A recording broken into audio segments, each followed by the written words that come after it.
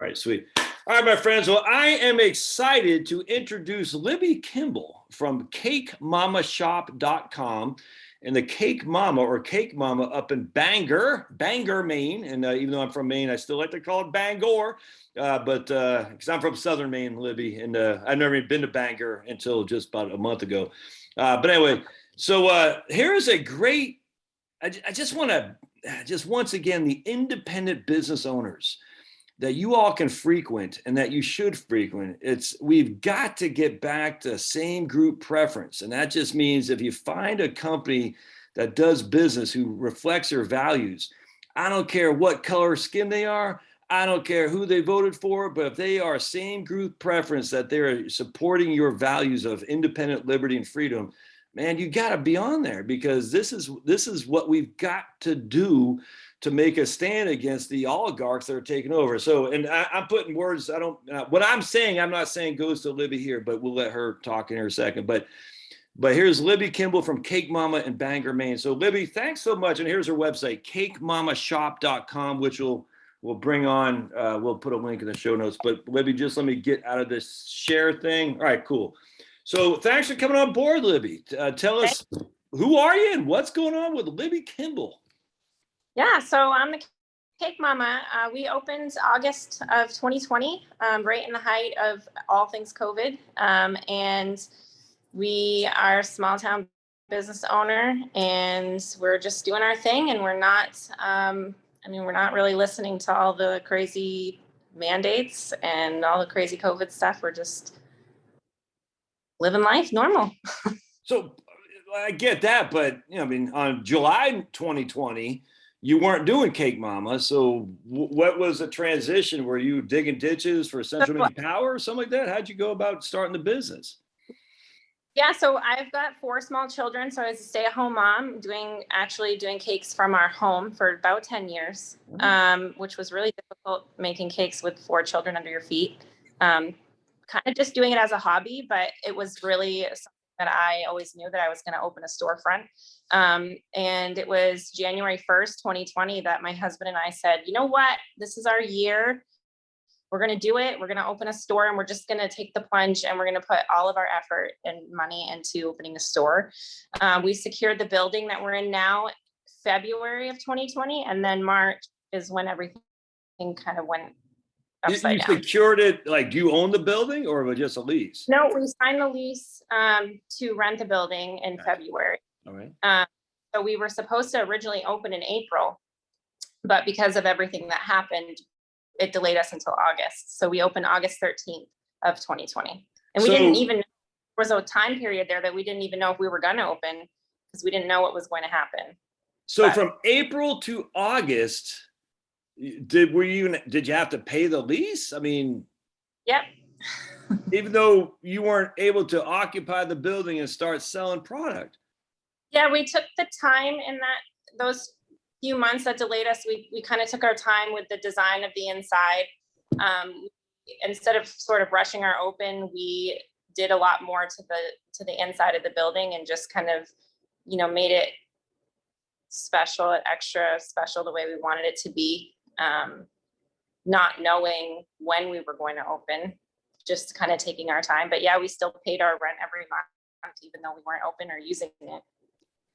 So then why August did they allow you to occupy? Did something happen from, stupid Governor Mills where she said, now you can do business? Like, what happened in August where you could actually locate in there and start doing business? So at the time, people were still doing like the curbside pickup, and that was kind of mostly we do mostly just custom cakes out of our shop. There's not a whole, we do have a countertop where you can come in and purchase things, but most of our business is pickup only. With their, Gotcha.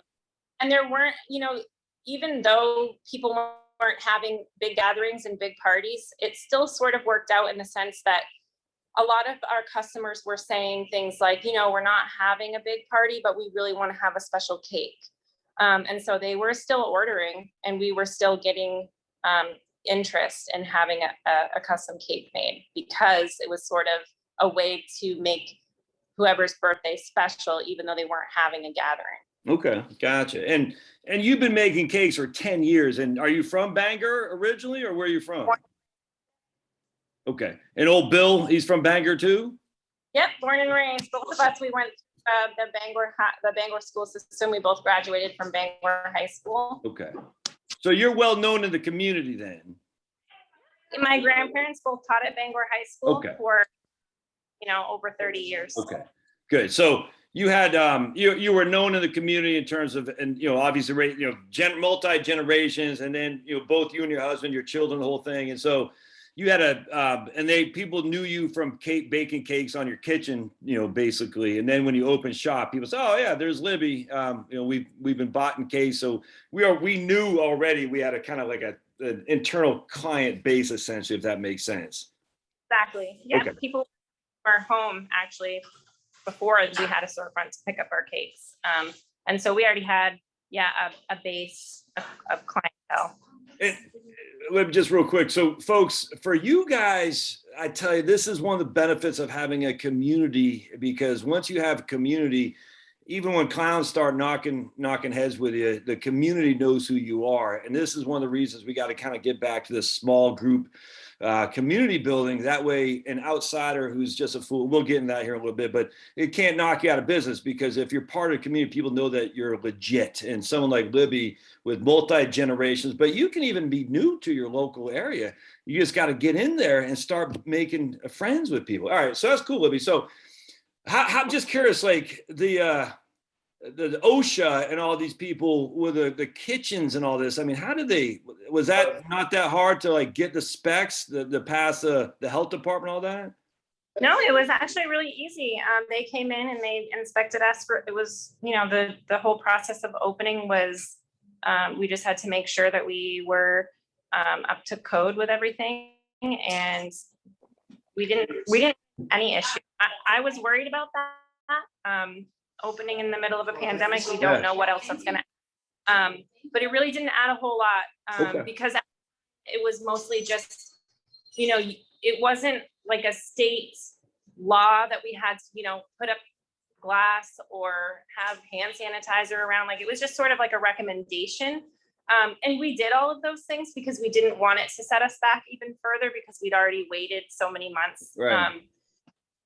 It didn't affect us at all. Okay. It was very easy to get our licensing and all of those things. And that's because Bangor, unlike Portland, is a little bit more, I would think, a little bit more reasonable, probably, right? I mean, just in terms of the regulations and stuff like that.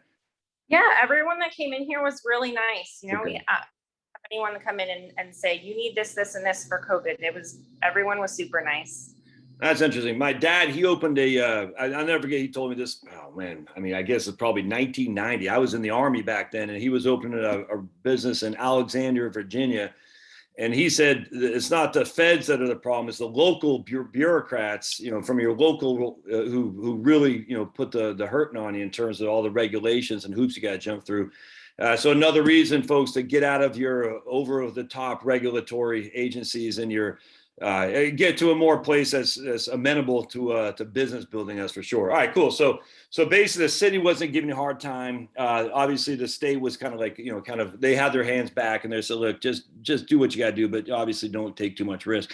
So August comes around, you open up, and I imagine because you're already well known and everything, it's just kind of like business as usual, or was there a big spike in business, or how'd that shake out? Our opening weekend was fantastic. Because we had so many people in the community that knew who we were, and there was a lot of build up to the opening. We were posting on our social media, and we have so much. We had so much support in our friends and our family. So our opening weekend was amazing. We sold out of everything that we had. It was great. We didn't have any issue with people coming in and saying, you're not masking or that. It was everything we hoped for in an opening weekend. So we've been a year now, and do you have employees by chance, or is it just you? It's just me and my husband. Okay, gotcha. So I tell you, I'm self-employed, just me as well too. I'll never hire an employee. That's too much of a pain in the butt. All right, so now we've been a year and a couple months since you opened the shop. How's business been going? I mean, have you seen any? what's the state of play for people consuming like your products? So just generally speaking, are you seeing a uptick? Is leveling off? Is going down? What's your take on where things are at right now? Yeah, so we had a really busy summer. We noticed that wedding season came back around. Last summer we didn't see, I mean, we opened in August, was kind of towards the end of summer anyway, but there weren't any big weddings really happening. Really where, I thrive with the wedding cakes, because you can really do a lot with a wedding cake. So this summer had a really busy summer with weddings and birthdays, and all people were gathering and having their parties and having their weddings. And so we did really well. Towards the end of October, like right now, we're seeing it's slowing down a little bit where weddings aren't happening right now. Right. Kind of cold. But not a lot of weddings in Maine during the wintertime, I'd imagine. Right. But we have birthday parties here. We do different classes and things like that. And so you do classes on the shop? Yep, we do them right in the store. It's really popular with the kids. We do a lot of birthday parties, so that's really fun. And so that kind of keeps us busy when wedding season's not happening.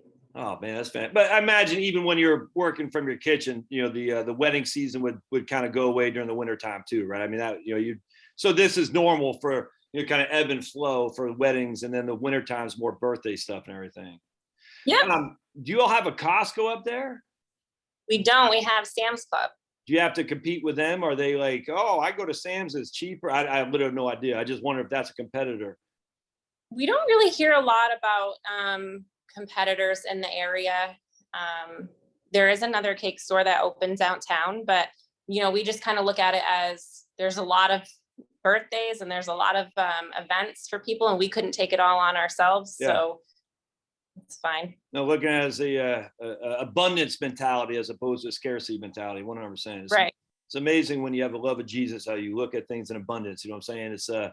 It's literally life changing. Well, eternal changing, that's for sure. All right. So now you're running a business. I don't know how much you want. Does Bill, he works for, I don't know how much, but he works full time at some corporate gig or something like that? Or what's his? No, so he was in banking for 10 years. But when we decided to open the shop, we decided that we were going to do it together. And so he works full time here.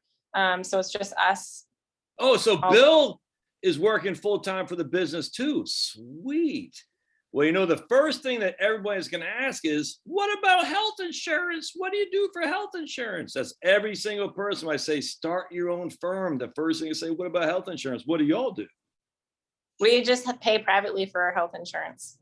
Like through the Obamacare exchange or something like that? Or that's probably more direct his question. I actually was selling private insurance for a short time. Okay. Maine is a little unique because they have kind of forced us down a certain channel. So if you don't have an employer to be able to give you health insurance, you're forced there by really the only thing that's available privately is those indemnity plans, which really a lot of people get those as like as an enhancer to their plan, not a standalone plan. So it does kind of push you into the Obamacare realm, which they take our income and base the plans on that. Unfortunately, we didn't want to go down that road, but the other thing is that Libby here had thyroid cancer, so that eliminates a lot of option for us as well. They don't want to insure you privately with those things. So yeah, did end up going through the marketplace. So good. And it's I have 4 kids myself. So you all have 4 kids, and Libby had thyroid cancer, and so you're on Obamacare right now, Bill? Correct. How's that? Is that like a Blue Cross plan or something? Where I don't know what's it up there. What's the Cross Blue Shield? Okay. Yes. How's that shit? Because everyone's going to ask it. Everyone is, and rightly so, by the way, because healthcare industry has been so corrupted. But it is what it is. how's that shaking out for you in terms of ability to see a doc, getting your kids in for pediatricians, those things? Are any issues that you've had like, man, I should have stayed at the bank, or what's your take on health insurance for you and the children, and Libby too, given her thyroid cancer? So we avoid the doctors if we can. Our son has an allergy, a peanut allergy, so we've gotten into an allergist a couple times. But other than that, we haven't really used the insurance a whole lot. We've had much reason to go to the doctors, and we've tried to avoid. As far as our limited experiences, it's been fairly comparable to what we had when I was with the bank. So Gotcha. it's not ideal by any means, but it's good for now, and we'll be grateful to have it if something does go wrong. 100%. So you guys are what was I going to say? So the peanut 100%. So you just don't see the doctor that much. I 100% agree with that. And you have the indemnity plan, so it's like a catastrophic coverage too. If something were to happen, you'd have a certain amount of out-of-pocket limits, and that's it, right? The insurance that you have through the exchange would cover anything above that out-of-pocket. Well, we actually don't have what I was saying about the indemnity plans is that was our only option besides going through the marketplace. Oh, gotcha. Because Maine has a unique law with that where they really shut down the private insurance side. So no, we don't have the indemnity plan. Because just that we got a quote for that, and just that was around $400 a month, which and that's be in addition to your regular insurance. Would you share with a ballpark of what your premiums are for your regular insurance for all six of you all? Yeah, so it was income based, and where it was our first year of opening a business, and with the losses we're able to show versus our income, we were able to get a pretty decent deal. Yeah. For this first year anyways. It'll likely be going up next year, but for the first year we're paying right around $200 a month for all six. All six, yeah. See, so pretty reasonable. Yep. All right, and the reason I harp on that, guys, is because everyone says in fact, I don't know if you heard, but my wife was told she has to go because she won't take the jabba, and everyone's like, what do you do for health insurance? And I do financial planning, and everyone says, well, I don't want to take the jabba, so what do I do for health insurance? I said, look, at the end of the day, it's Obamacare, or it's Christian ministries and things of that nature, health Medishare. But if you keep your income down below a certain level, you get the premium subsidies, which can be very, very beneficial. And with a wife, with a wife or a husband, wife, and the 4 kids, you got to make a lot of money actually before you start getting significant premium hikes. So that's fantastic. I'm glad to hear that. And it stinks. It is what it is, though. But we have coverage. And Libby, with your previous conditions, you are covered, right? I mean, so you're not out there on an island. If something were to happen to you, we know we have out-of-pocket coverage limits, if that makes sense. Can I ask how old you guys are? I'm 32. And I'm 34. Okay. And so Libby, you stayed home to raise the kids, and Bill, you're working at a bank for 10 years, and you're like, I'm just going to go into this. You know what I'm saying? And so your kids are obviously pretty young too, right? What's the oldest of your children? Our oldest is 13 and our youngest is 6. Now, are they in the public schools? Y'all homeschool or anything like that? Or they're not in the public school. They were in the public school system, but now they attend a private Christian school through our church. Sweet. All right. So good. So can I ask, I mean, that can't be cheap too, right? I mean, what's the, so I mean, I guess where I'm going with this is that, we're with the private schools for 4 kids. I mean, down here in Georgia, it's nuts. You know what I'm saying? I mean, it's nuts. I don't know about up there. Is that a pretty significant expense that you're taking on? So our church really does everything they can to try to cut down that cost as best as even with that. I mean, the curriculums, and just for the curriculum, it's through the Abeka homeschool curriculum is a way that they do it. Okay. But yeah, so that ends up being about $1,000 a month for the 4 of them, which okay, gotcha. is is not outrageous for private school by any means, and we feel very blessed. But it is an additional expense that we have. But, and I don't want to put words in your mouth, but you wouldn't have it the other way, right? Given what's going on in the schools right now, you know what I'm saying? It's like it's not 100% worth it. okay. Every penny. Gotcha. All right, good. So you're the epitome of someone saying, I'm breaking free from the corporate crap and I'm going independent for everything, from public schools. Obviously, contingent on how I get all that, the healthcare stuff. I mean, you can do what you can do, but still, you're saying I'm breaking free from everything, and Bill, you're joining Libby and going full throttle and running the cake shop.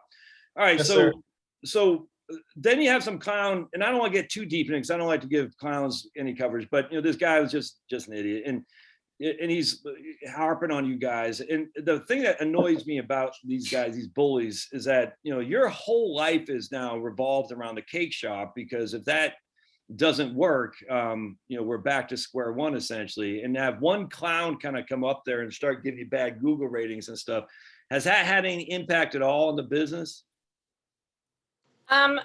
Yes, so it's, do you want to answer? Sure. Yeah, it's hard to know how it has impacted us, just because it happened so early after we had opened. It happened less than a month after we had opened, really about 3 weeks after we had opened.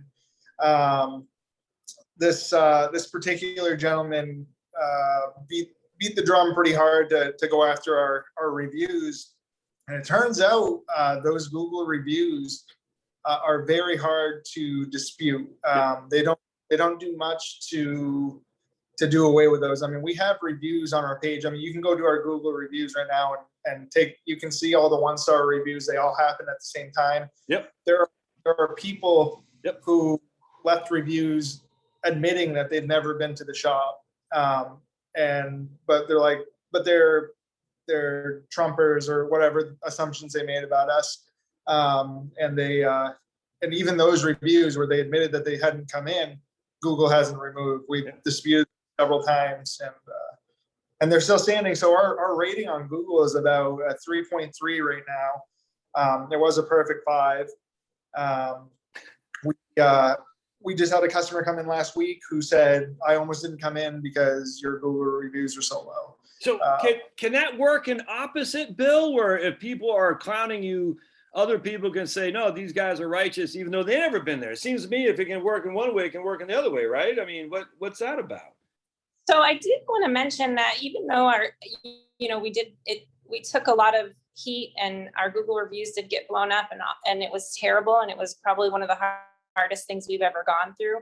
I do like to look back, and I always like to mention that through all of that happened to us, not one single person that said all of those things about us came in here and said it to our face. Right. No, we did have droves of people that came in to support us. Yeah. So I feel like it did backfire in their face a little bit, because we had, because I feel like this day and age, people that believe what we believe, we're more quiet.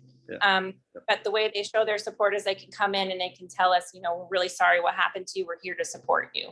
And that happened a lot. And it was really wonderful for our children to see. I love that we're able to see that we stood for something, and that look at how many people support us for doing that. And they didn't survive to tell the story. I mean, you're still kicking butt and taking names out there, right? I mean, you're not on your last dollar for the last flower order you had, right? I mean, I don't want to put words in your mouth, but you've survived, right? Yeah, we don't plan on going anywhere. I've had a couple bad reviews of my own thing. And I talked to, there's a guy up in Michigan. I've never talked to him. He just doesn't like my politics on my YouTube channel. And he says, he's a lot. I said, I don't even know who this guy is. I've had 2 guys like that, and both Google won't delete. I said, this is nuts. I said, they're 2 1-star. One guy says he's a liar. One guy says about me, and some guy says whatever, I'm a Trump or whatever. And I was like, and you can see where they are located, because you can follow their other reviews. This guy's up in Michigan.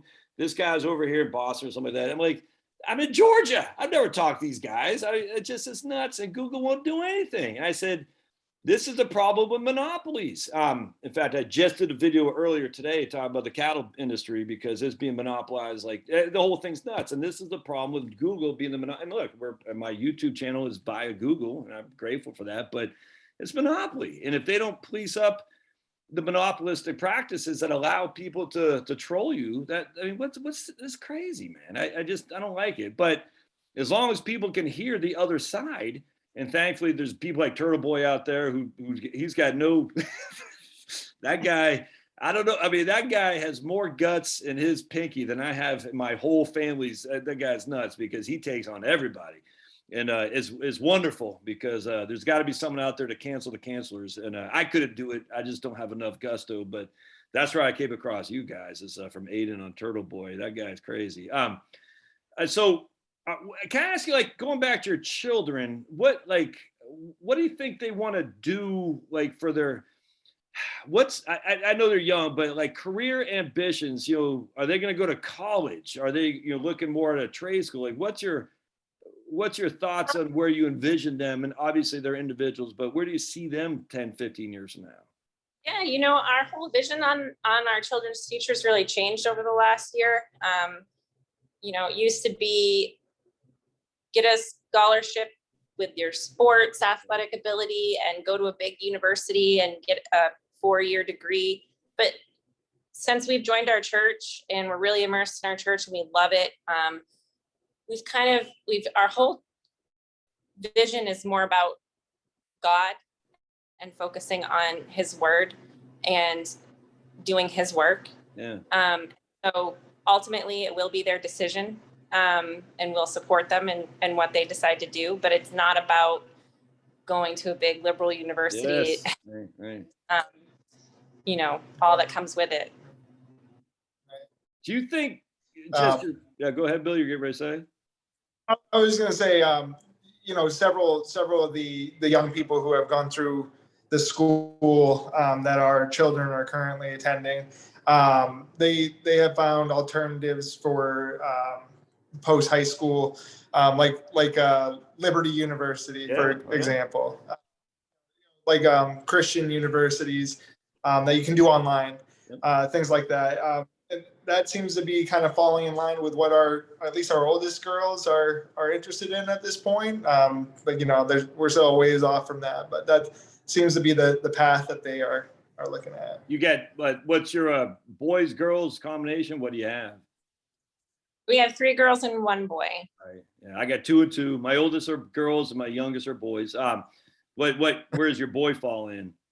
He is second youngest. Okay, gotcha. Right on. All right, cool. That's his ambition actually just told me last night. He says, "I'm a pastor, Mama." What did he say? I coughed. I must have coughed. I must have the commie flu. What did he say? I don't know what that tail end of his sentence was, but he started out by saying, when I'm a pastor, and then he off on. So his whole thing is right now he wants to be a pastor when he grows up. So that's fantastic. I'm really Have you always been faithful, devout Christians, or is that something relatively new, or what? So it's interesting. We always had that belief, but really what happened was after what happened to us last year, the first people to walk through our door when we opened back up after what happened to us was Sister Townley and our pastor. And they came in and they said, "We're here to support you." We had no idea who they were. Yeah. You didn't even know them. You didn't even know them. No, I've never met them before. They came in and it was like we had known them. It was the most amazing experience. They came in, they hugged us, they prayed for us right there in our store. We went to a church service that night. They invited us, and we've been going ever since. It's just changed the whole course of our life. All right. See, I'm pessimistic on the Babylon, Babylonian structure of our current society, but I'm very optimistic on what's happening. It seems like this has been this line in the sand that you cannot avoid. It either is you're part of Babylon or you're not. And I know we got to kind of veer back and forth, but I'm stoked. I think this is fantastic. About time, if you ask me, because like everybody else, I fell for the the red versus blue, like our side's better, their side's bad. And now I realize for the most part, it's all the same. And it just, when you start removing yourself from that, you start saying, I'm not going to be part of this anymore. And it's liberating. It's just, I tell you, you guys got to feel optimistic too, or else you wouldn't have 4 kids. You wouldn't start a business. You know what I'm saying? You guys got to, at the end of the day, you got to feel, and again, I don't want to put words in your mouth, but you feel pretty like there's a movement that's going towards freedom, more liberty, and just more of a community. You think? I mean, are you just crazy, or what do you think? No, I mean, I really feel like what happened to us was to kind of bring us out of that world and bring us more towards focusing on what's really important. Yes, and so we don't exactly. Yeah, right on. any of that and just focus on eternal life, I guess. Yeah, right on. Oh, that's fantastic. Do you all do? I don't imagine you like FedEx cakes or anything like that, right? It's got to be local. So it's really interesting. The reason how we heard about your channel is I got a call last week from a woman who said that she had listened to your one of your videos, and she said she heard about what happened to us, and she goes, I'm from Washington State, but I really want to support you. Will you ship something to me? Oh. And I've done that before. But I was so touched by her calling and wanting to support us that I said, you know what, I'll make you some sugar cookies and I will ship them to you. Oh, man. First experience with shipping, but I'm kind of liking it. I'm like, maybe we can start shipping around the country. We can at least do cookies, probably not a cake. Right. Well, you have Amato's up there, Amato's Italian subs. Yes, we do. Yeah, so Amato's, I'm addicted to Amato's, and every probably twice a year I'll have them FedEx stuff to me down here. You know what I'm saying? So I mean it costs more to ship it than to eat it, but it's it's a treat usually on my birthday and like Easter or something, not Easter day, but around the springtime is worth it all the time because it ain't cheap to ship, but it's I'll get those whoopie pies. My wife will scream bloody murder. You got 10 whoopie pies. What are we going to do with these? I said, I can figure out something to do with those 10 whoopie pies for sure. So that's cool. All right. So it's just the learning phase of shipping, but that might be something that's coming forward. That's fantastic. I love it. But generally speaking, Bangor is the second largest town in Maine. So, and like I said, everyone's having birthdays. You're well known in the community. I love it. Are you all familiar with this constitutional, I just read about this morning. There's a constitutional amendment being proposed in Maine for next week about free to grow your own food. Are you familiar with that by chance? And if you're not, that's okay.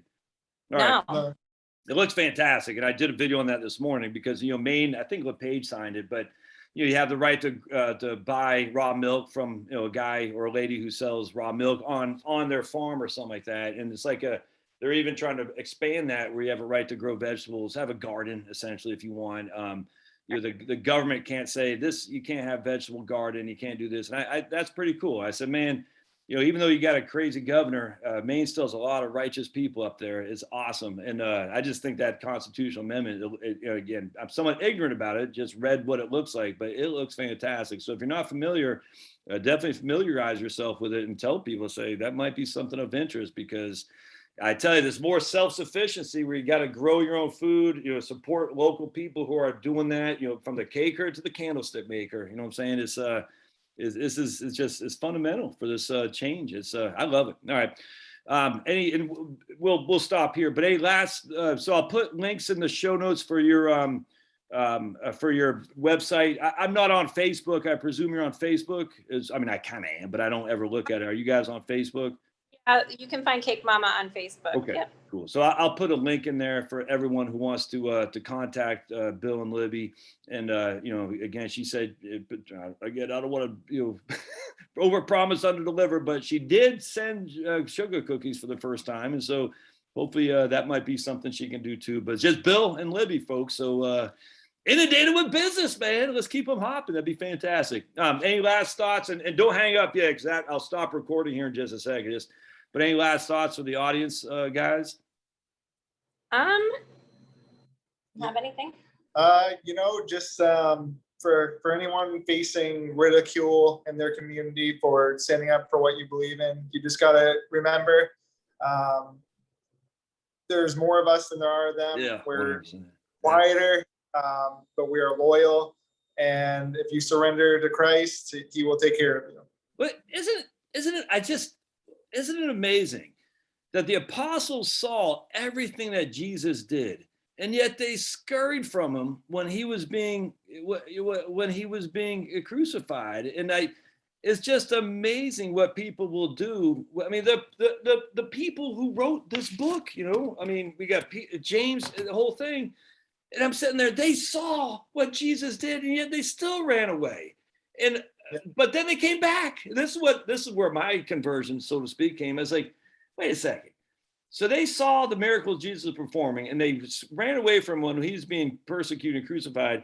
And yet somehow later on, they had the guts to stand up and be, Peter got crucified upside down in Rome. And I said, something happened. What was that happened? It just, something changed from them to be so scared of Jesus to themselves be crucified. Something happened. And I just don't I mean, look, people can do what they got to do, but I mean, for me, it's obviously that Jesus came back from the dead. And if he did, I want to be with that guy. It's like just that simple for me. And he called it, it's like Babe Ruth, he called a shot. And I just don't know why people make this more difficult than it needs to be. Either Jesus was resurrected or he wasn't. And, I can't prove it, but okay. But at the end of the day, I'm willing to go to my grave with that belief. And if you have that belief, it's one of those things that, like they say, nothing can stop you. You know what I'm saying? Because that Jesus literally rose from the dead. Real quick, there's a great essay called Lazarus Laughed. Lazarus, and you can get for free. It's Lazarus Laughed, and just talk about how Lazarus is like, dude, you don't know what's waiting you. Why are you so fearful? Just laugh. He's smiling because all these people are like, Lazarus, you died and you came back from dead. He's all like just cracking up because he's like, I saw everything that's out there waiting for us in the next world. And why are you worried? I guess it's easy to say when I got I got food in my belly, but man, good stuff. God bless. All right, hang tight. Hold on just a second.